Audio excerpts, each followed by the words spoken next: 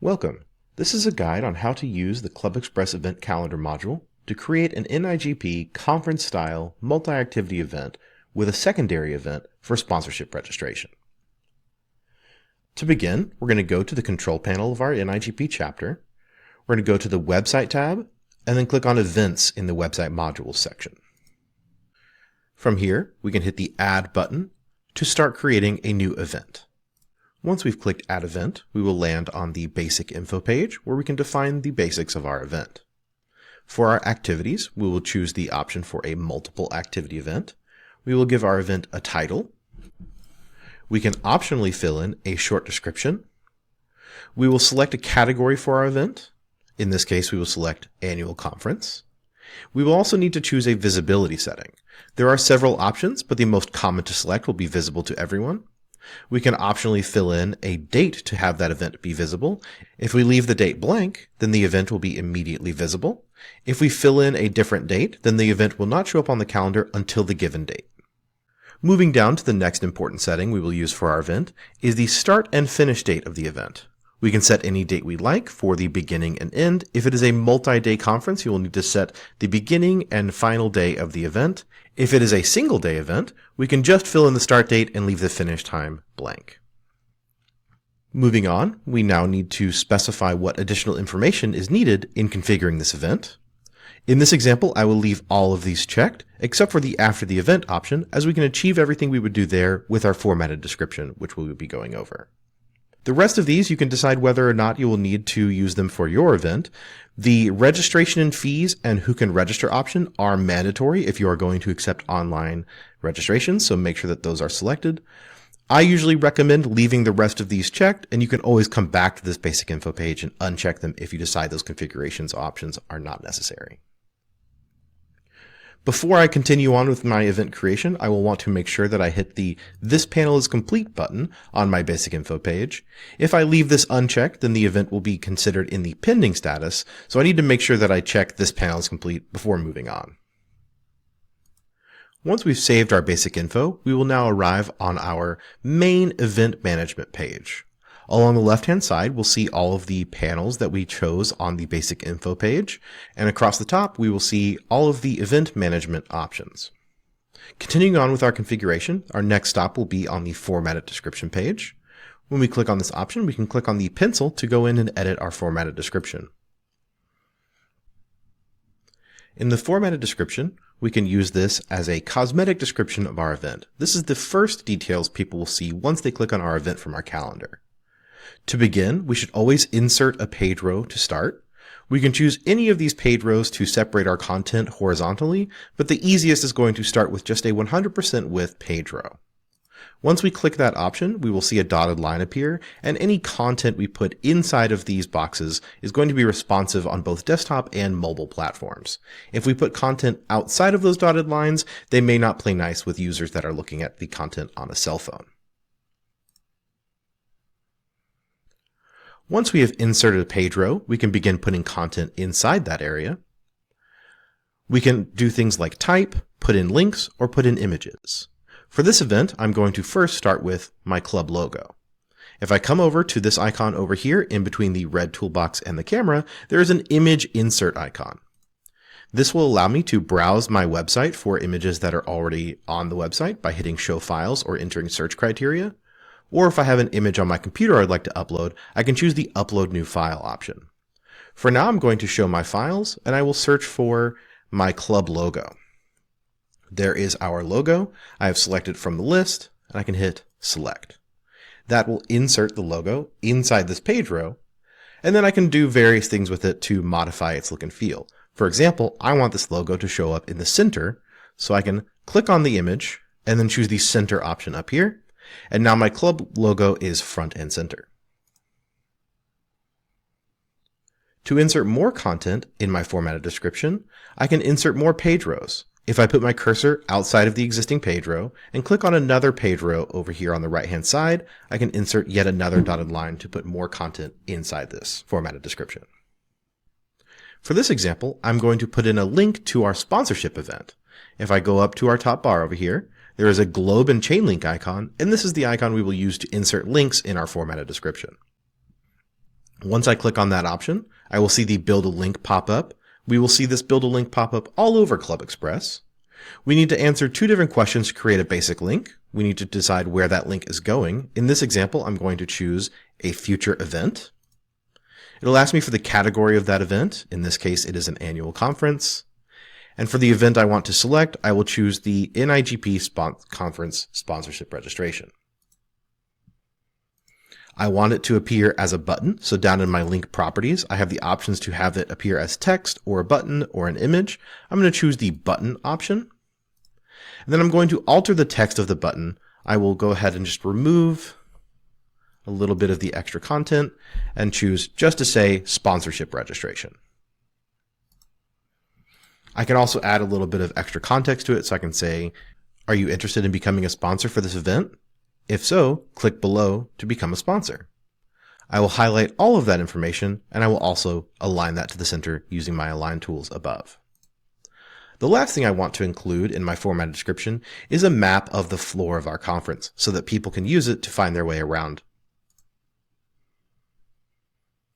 Once again, I'm going to insert an additional page row. In this page row, I'm going to insert an image of the floor plan for our conference, as well as a link below it to download the floor plan in PDF format. To insert the image, I'm going to once again click on the image option above. I can search for files, and I know my file name is named floor plan. I can select that image and then hit select again. And now I have inserted the floor plan image for my conference. Below that image, I'm going to add an additional link, so I will add a link one more time using the globe and chain link option. For this link, instead of adding a future event, I'm going to select a document from my document library. I have added the floor plan in PDF format to the event documents folder, and I will select floor plan. In this case, I want the link to once again be a button, and I will make this button say floor plan PDF. And then lastly, I will once again center this to have it all be centered within our event. Now that I've added all of the information I want for my formatted description, I can come down to the bottom and I can hit save. Next, we'll take a look at our event contacts. When we click on it and choose to click on the pencil right here, this will take us into our page where we can edit our event contacts. We can use the select button to search for our membership. If we fill in a member's last name, for this example, I will use test person, filling in person for the last name. If we highlight them and then click the select button, they will be selected as an event contact. We can optionally fill in any responsibilities we want to list them as being responsible for. Then we can also decide whether or not they need admin rights. If the person is an administrator, this will not be necessary as they will already have admin rights to the event. But if they are not an administrator and we check this box, they will be able to access this screen and behave as an administrator when interfacing with this event. We can also choose to list them as the primary contact for this event. This has no functional change. It will just prioritize them as the number one contact on the event. We can also choose what contact information we want to show for them. We can show their email, their phone, or their mobile phone. And we can show each of those items to either nobody, everyone, or just for members.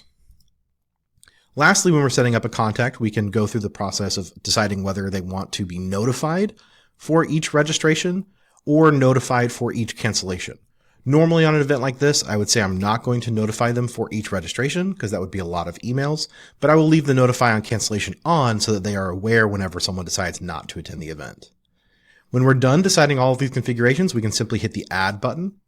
And if we need to add more than one contact, we can just repeat that process up in this section here and add multiple contacts, and it will continue to add them out below. Next, we have our location settings. In our location settings, we can edit the physical location of our event. Most of these are standard physical address settings. One item of note would be our Show Map Link option.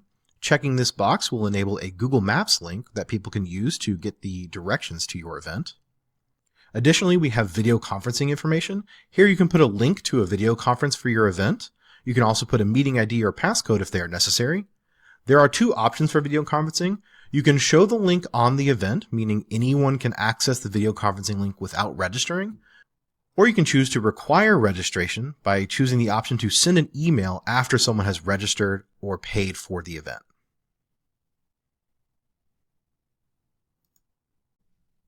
Next, we have a very important page, our registration and fees settings. In this page, we can set up the registration settings for the event.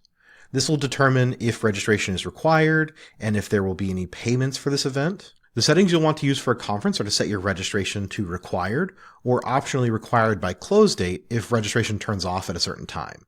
With either required or required by close date, you'll see the option to enter an open date and time, that is when registration will become available, and a close date and time if you choose the required by close date option. This would be the date and time that registration closes. We also have the option for registrant list visibility. This is the option to allow people to see who has signed up for the event. The default setting for this is none, and I usually leave it that way. Similarly, we have the option to show registrants. So if we were to make this list public, it would decide whether or not we would show their full name or their mailing name. We also have the option to customize the register button. So this will be the button that shows up on the event that people click to begin their registration process. We can add a little bit of urgency by adding a little exclamation point if we like. For the avoid duplicate registrations option, you'll want to turn this on. That will stop people from accidentally signing up multiple times. For the waitlist, for our conferences, for multi-activity events, we usually recommend leaving the waitlist off for our conference-style events. Next, we have our fees and payments. This will determine whether or not there is a fee for your registration. For this example, we will be collecting a fee, so I have set it to a fee will be charged for this event. And for our payment, we have chosen payment in full in advance only. Those are the settings you'll want to select for a conference-style event. You do have the option to say immediate payment required. If we say yes, then once someone completes their registration, they have 30 minutes to submit payment, and if they do not, their registration will be canceled. If we say no, then once someone submits a payment, they can pay anytime between the event and when they register. For registrant options, we get the option to select the maximum guests someone is allowed to bring. The default here is to either set 0 or 1. That would be if you set it to 0, someone can only register individually. And if we're allowing guests, we can choose to allow 1 or more guests. So in this example, we have 1, allowing someone to bring a +1 to this event. If people can bring larger groups, you can allow a larger number of guests. For our mailing list category, we will leave this alone as event registrants. And for our non-member settings, for our guests and non-members that sign themselves up, we have the option of what information we would like to collect from them. Usually the default option is to say show for just about everything, but require an email address for non-members signing themselves up. And then for our guest settings, we will set everything to show. I usually don't show the option to collect a mobile phone because we're already collecting their primary phone. Next is our Who Can Register section. In this section, we'll determine who is actually able to sign up for this event. When we click on this pencil, we'll see the Who Can Register configuration page. On this page, similar to our event contacts page, we will select an option for our registration type, give it a display name, and then hit the Add button, and we can repeat that process to add multiple types of registration. For this event, we've gone ahead and set it up with active members, meaning members are able to register for this event. We've also added an option for a guest of a member. That is a registration type allowing a member to bring a non-member as a guest. We've added a non-member. That means a non-member is able to sign themselves up for this event. And then similarly, guest of a non-member. This is the option for a non-member that signs up to bring an additional non-member guest. If we need to add any more registration types, we can select that from this list here. There's a lot of options for who we can allow to register for this event, so you can kind of play around with this to make your event work for you. Once we're done selecting who is able to register for this event and we've added them all, we can save this page and move on to our questions section. In our questions section, we can come here and determine what questions we will ask of the people registering for this event. Contact information is automatically collected for members and non-members, but there are options to add additional questions, things like dietary restrictions or arrival method. There are 3 types of questions for a multi-activity event. 2 of them are found on the questions page, and 1 more we'll discuss later during our activities and items setup. On our questions page, we have the option to set up a registration question. This question will be asked each time someone signs up, but only once for their entire party. If they are bringing guests, they would only be asked once. It would not be asked the question for their guests. The other option is a registrant question. This question is asked once for each person registered. So if we have a party of 5 attending, this question would be asked once for the person signing up, and then 4 additional times for each of their additional guests that they are bringing. Questions are not created on the question configuration page. We actually create questions on our event management page that we looked at earlier at the very beginning. If we go back to the control panel, we can go back to our events page, and from here we can configure our events manager and click on Event Questions. This is the page where we can add questions that are later able to be added to each event. Returning to our event, we can now take a look at the Activities and Items page for our event. This is perhaps the most important part of the event configuration for a conference-style event. On this page, we can create the activities and items that users will register for as they sign up for the event.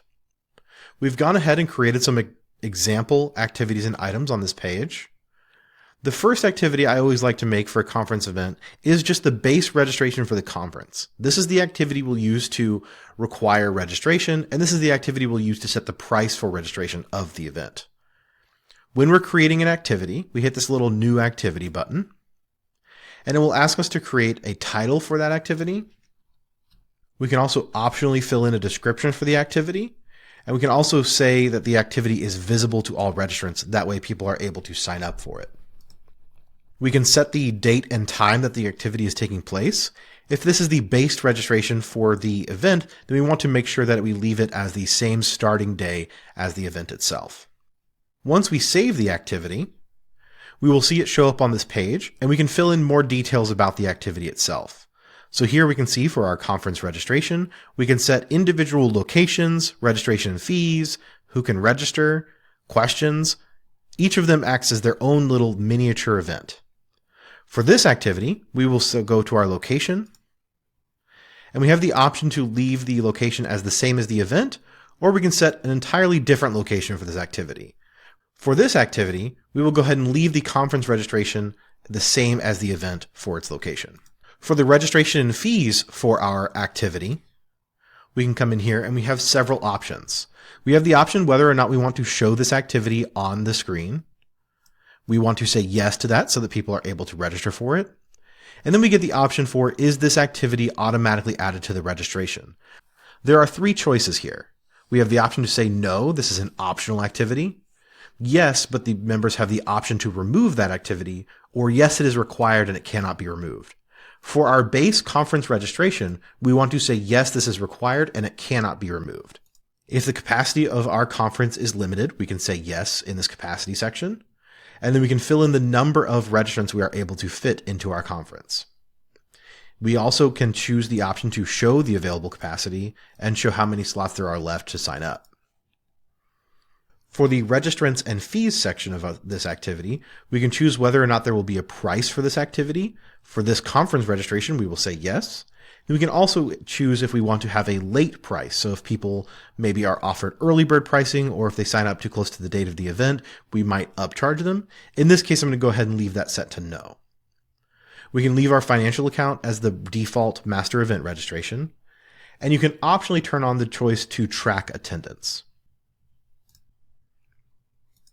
For the Who Can Register section, this will determine what each different type of registrant will pay when they sign up for the event. So if we click on Who Can Register for our conference registration, we'll see we've pre-filled in the options. When we choose our registrant type here, you'll see those 4 registrant types that we created earlier on in this process. We can click on each one of these options and fill in a price for how much it costs for that person to register, and then we hit Add here. So for example, for our NIGP member, those are our active members, and we are charging a $200 registration price. For all of our non-members that are in attendance, so our guests and our non-members that are signing up, and the guests of those non-members, we are charging $50. That means we are offering a $50 discount for our members, but non-members that are attending this event are charged the additional $50 for registration. We are not assigning a late fee, and these are all visible to everyone so that people are able to see the options available to them to register. In the question section, we can assign additional questions to each activity so that registrants who sign up for any of these activities would have to answer a question related to that activity. If a member does not sign up for one of these activities, any questions we assign to that would not be asked to that member. Once these first 5 configuration options are completed, you have an activity that is ready to be used. The last 4 options here, registrations, copy, reports, and delete, are just maintenance options. You don't have to fill these in as a part of your event creation. Registrations will give you a list of people that have signed up for that specific activity. The copy function will allow you to copy this activity to create a new activity based on the one you just copied. The reports function will give you a number of reports you can use to print out information about registrants for that activity. And lastly, the delete option would allow you to remove this activity from this event entirely. We can repeat this activity creation process to add extra options for registrants when they're signing up for this event. So you can see for this event, we've created our basic conference registration, and that is a required registration point, and that is where members will be charged for their registration. After that, we have a number of optional registrations. We have 3 panels that people can sign up for, as well as an item that we added as a raffle ticket. To take a quick look at these, if we take a look at our panel Chat with the Pros, if we look at the registration and fee settings for this one, we've changed this one slightly from the one we made before. In this case, we've made the activity optional, and we set the capacity here to 100, meaning this panel can only fit 100 people into it, even though the conference itself can fit 1,000 people.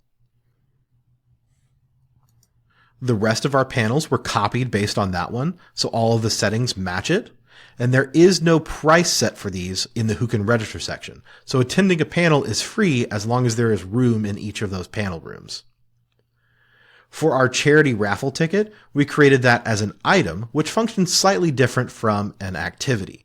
For our item, if we take a look at the registration and fees, we'll see that we can set it to optional or required just as before, but we also have the option to set item quantities. So for our raffle tickets, we can allow for a minimum, maximum, and default number. So here we're saying the default is 1 and the minimum is 1, but you can buy up to 100 raffle tickets. We're saying there is no capacity. People can buy as many raffle tickets as they like. And we will be charging a fee for our raffle tickets. So if we go take a look at our fee section,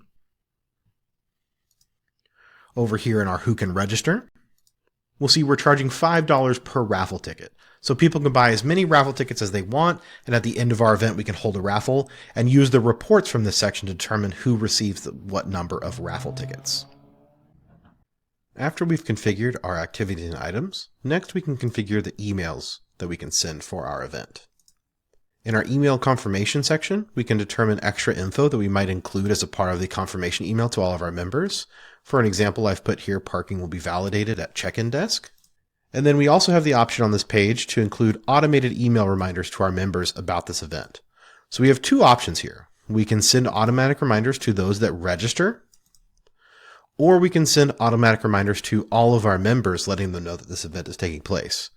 We can choose to send both of these, and we can send each of them up to twice. So we have the option to check these boxes, and we can set a date that we would like that email to go out. And finally, for our event configuration, we have our policy section, where we can determine a few last configurations for this event. We can determine whether or not we allow cancellations. As a note, if we say yes here, a member is able to cancel themselves from this event. If we say no, then we can still cancel people that have registered for this event, but it can only be done by an administrator or someone who is set up as an admin contact for this event. We can always do that by going to this registration setting right here and canceling people.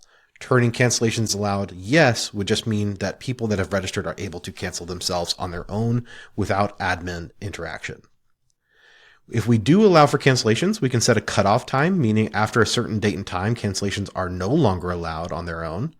And we can also set a cancellation fee. So if there is a cost for cancellation, we can choose not to return a certain amount of funds if someone registers. So if we were to set a $10 fee for this and someone paid $100 for this event, if they were canceled, they would only be credited $90 for their cancellation. For cancellation policy, we can require someone to accept a policy in order to cancel. If we say yes, we have 2 options. We can use a default that is set up in our event configuration defaults, or we can choose to write our own cancellation policy as a part of this event directly. And similarly, we have the option to create a release agreement for users that are signing up for this event. We can ask them to agree to a release agreement in order to attend. There are 3 options here. We can say that admins are allowed to sign the release agreement for other members, or we can say that admins are not allowed to sign the release agreement for members that they register, or we can not require a release agreement at all. Once we have completed all of these panels, our event is now ready to use. So let's go take a look at what the registration process will look like with all of these configurations set. If we go back to our event, we'll see this is the front page of our event, and we'll see our formatted description. We'll see the location of this event as well as our Google Maps link.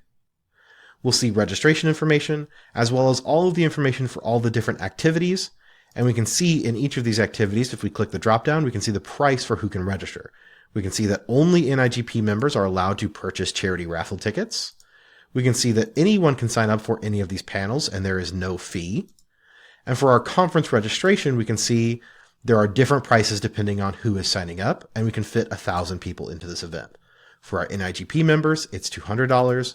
For all of our non-members, so guests and non-members signing themselves up, it is a $250 fee in order to sign up for this conference registration.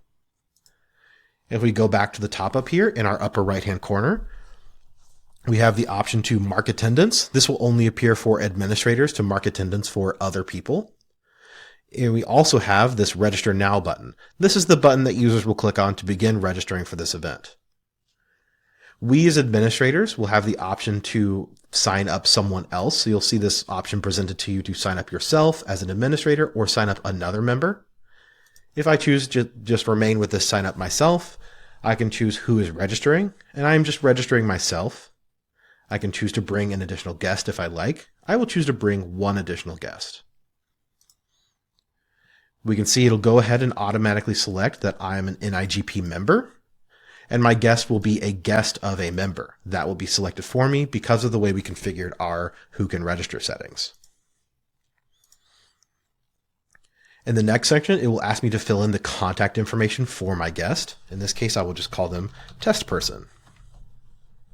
Moving on, I will now fill out the information for myself. I can say conference registration, that is required. There is no way for me to uncheck that option. And for an NIGP member, that is currently set to $200.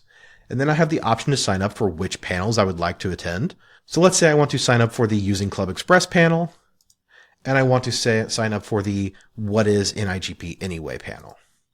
But I'm not going to sign up for the Chat with the Pros option. And then below I can see the charity raffle ticket, and I have an option to sign up for this, and I can also adjust the quantity of tickets I want, and we'll say I want 10 tickets. So that'll be an additional $50 for that ticket. When I proceed to my next page, it is going to have me fill in the activities again for my additional guest. So these are the activities that test person would like to attend. We can see the conference registration is also once again checked for me, and I cannot uncheck it because it is required. And I can see my panels available to me. I do not have the option to check the raffle ticket because that is available to members only. For each of these, I can say test person wants to attend the Chat with the Pros and wants to attend the What is NIGP Anyway, but the test person doesn't necessarily care about the Using Club Express panel, so I can leave that unchecked. Moving on, now I can answer the questions. We have a registration question, which is, how is my group arriving to this event? This is a group question that I only answer once because it is a registration question. I'll say we are driving to the event. And then I have to answer the registrant question for both myself and for my additional guest. So I have no dietary restrictions, but we'll say that my guest is vegan, but also has another option we can say is also has a shellfish allergy. Finally, I've completed my registration. I get a quick summary of it.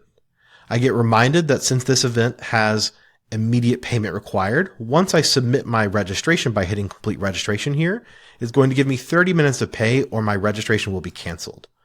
Once I complete registration, I will arrive on the payment screen. I'm reminded once again that I have 30 minutes to pay. And I can choose my payment method. I can pay by card or get in contact with an admin to have this payment submitted for me.